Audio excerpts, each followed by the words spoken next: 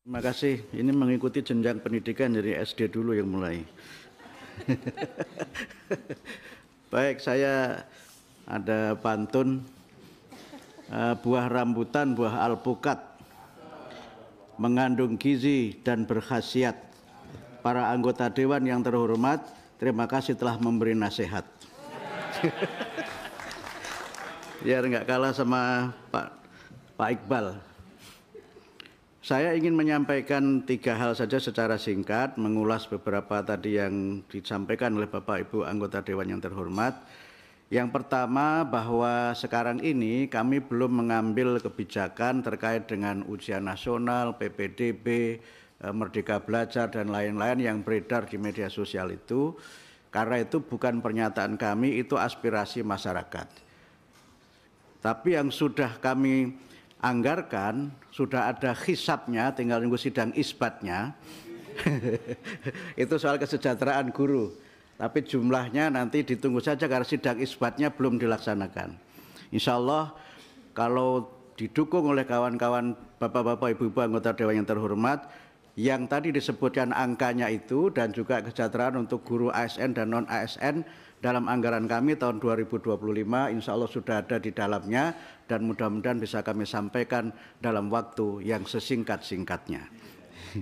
Yang kedua, terkait dengan masukan-masukan yang tadi sudah disampaikan, kami menyampaikan terima kasih, termasuk juga beberapa hal yang berkaitan dengan bahasa Indonesia dan bagaimana mengambil kebijakan, tapi prinsipnya kami ingin mengambil prinsip yang moderat terkait dengan kebijakan pendidikan itu juga yang saya sampaikan di hadapan Mas Nadiem pada saat serah terima, ada Prof. Satrio juga dan juga ada Bang Fadli.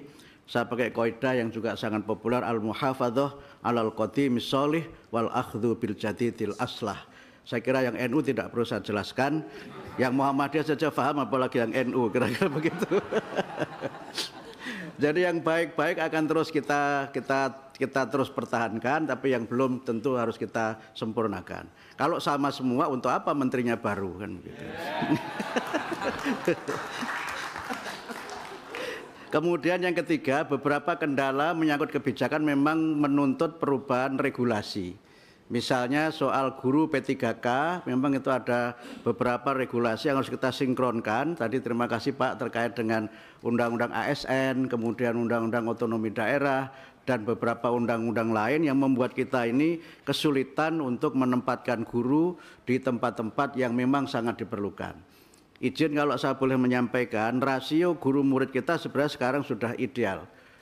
Sudah ideal. Problem kita adalah distribusi guru dan itu menjadi salah satu kesulitan tersendiri karena memang kami masih ada perdebatan mengenai rujukan undang-undangnya antara mengikuti undang-undang ASN atau undang-undang guru dosen atau undang-undang sistem pendidikan nasional.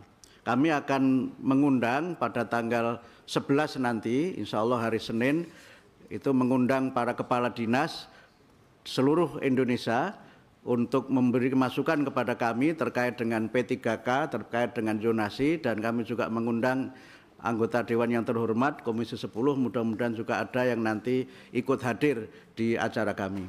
Cuma mohon maaf, acaranya di Jakarta, jadi berlaku untuk dapil yang dari Jakarta. Untuk kunjungan ke daerah, Ibu Anita, insya Allah kami akan sering-sering bersama-sama dengan DPR. Insya Allah kalau sering bersama DPR, minimal soal jaminan anggaran akan lebih aman. Kami sudah bersama dengan Ibu Hetifah waktu meluncurkan Bulan Guru Nasional, dan mudah-mudahan insya Allah Bu, Ibu dari NTT, kami sekarang sudah memantau pendidikan yang ada di daerah yang sekarang terdampak oleh gunung letusan gunung Lewatobi. Insya Allah nanti kami akan ke sana Bu, melihat langsung sekolah-sekolah yang terdampak oleh musibah gunung Lewatobi laki-laki ini. Mungkin ada perempuannya ya, saya nggak tahu. Insya Allah nanti pada waktunya kami akan ke sana, dan kalau Ibu berkenan nanti kita akan bersama-sama ke dapil Ibu.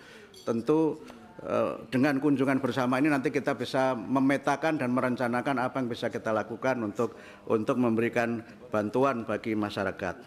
Semangat kami Pak, Bapak-bapak, Ibu-ibu sekalian terkait dengan paradigma di Kementerian pendidikan dasar menengah, kami punya semangat yang kami sebut dengan menjadikan Kementerian Pendidikan Dasar dan Menengah itu sebagai rumah pendidikan dan layanan publik yang ramah.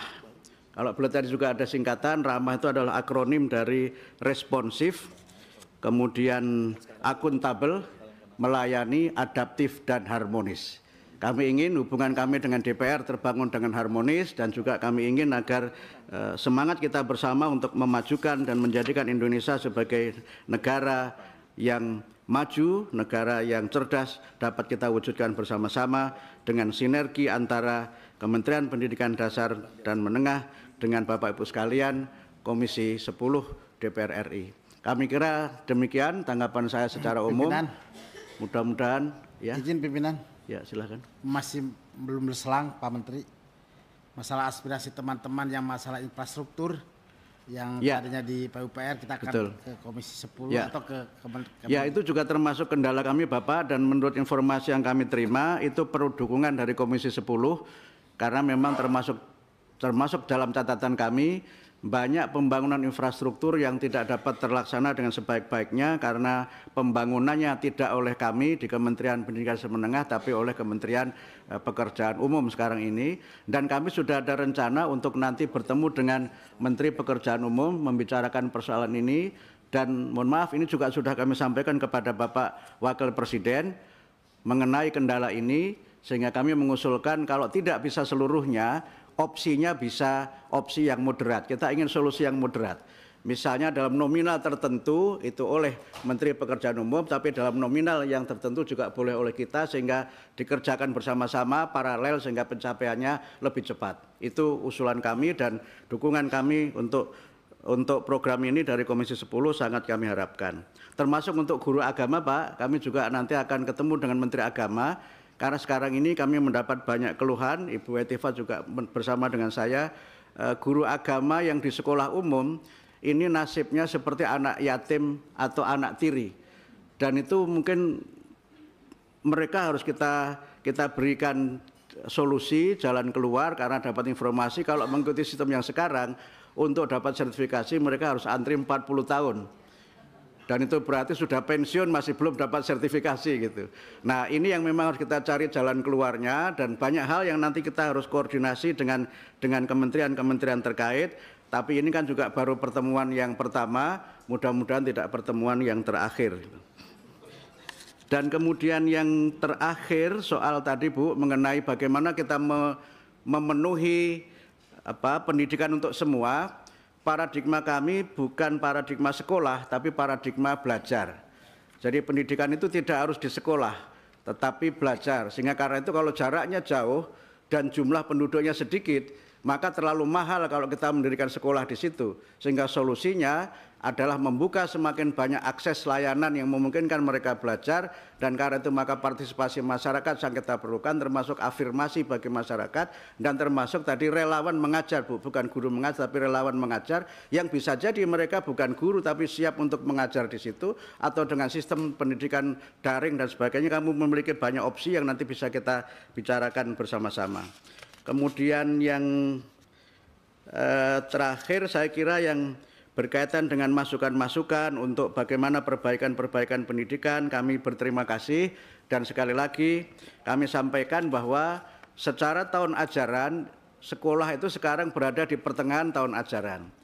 Tidak mungkin kita melakukan perubahan kurikulum di tengah tahun ajaran, atau perubahan atau penyempurnaan di tengah ajaran juga tidak mungkin, sehingga karena itu kami masih punya waktu beberapa bulan ini untuk nanti melakukan pengkajian-pengkajian, menyerap aspirasi, sehingga pada tahun ajaran baru mudah-mudahan nanti bisa ada kebijakan yang bisa kita ambil yang terbaik untuk memajukan pendidikan nasional kita. Saya kira demikian, dan yang sudah kami lakukan baru dua sebenarnya. Yang satu adalah tadi tentang bahasa Indonesia. Pada saat bulan bahasa kami mencanangkan apa yang kami sebut sekali lagi kedaulatan bahasa Indonesia, di mana kita mendorong untuk bangsa Indonesia ini bangga, kemudian mahir dan maju dengan bahasa Indonesia. Kemudian yang 7 kebiasaan tadi juga sudah kami sampaikan, insya Allah nanti kami akan luncurkan itu di bulan Desember, sehingga pada bulan Januari itu sudah menjadi paradigma baru penanaman pendidikan karakter yang tidak harus melalui berbagai macam teori, tapi membangun karakter dengan membangun pembiasaan, yang dengan pembiasaan itu terbangun kebiasaan, dari kebiasaan terbentuk kepribadian, dari kepribadian terbangun peradaban. Saya kira demikian, terima kasih. Karena semua tadi sudah wallahul muwaffiq, izinkan saya dengan nasrun minallah wa fathun qarib wa basyiril mu'minin. Wassalamualaikum warahmatullahi wabarakatuh.